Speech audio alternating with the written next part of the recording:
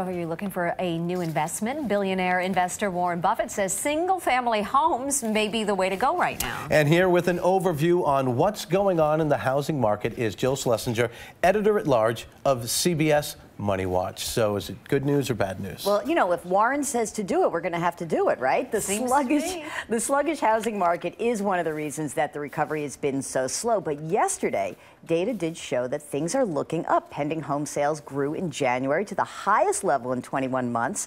Nationally, though, prices are down 34% from the peak. Yowza.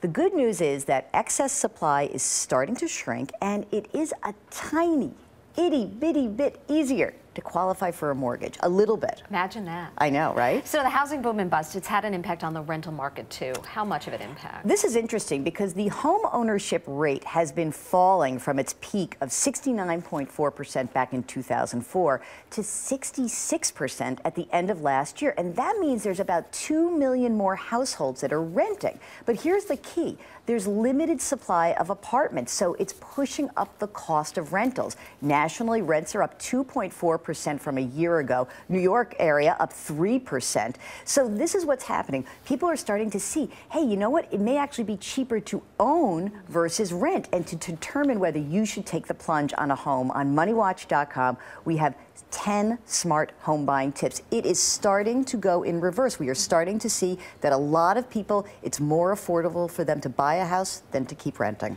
When was the peak, 05?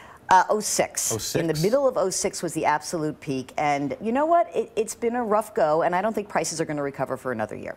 Okay. Jill, Sorry. great to see you. Thanks so much.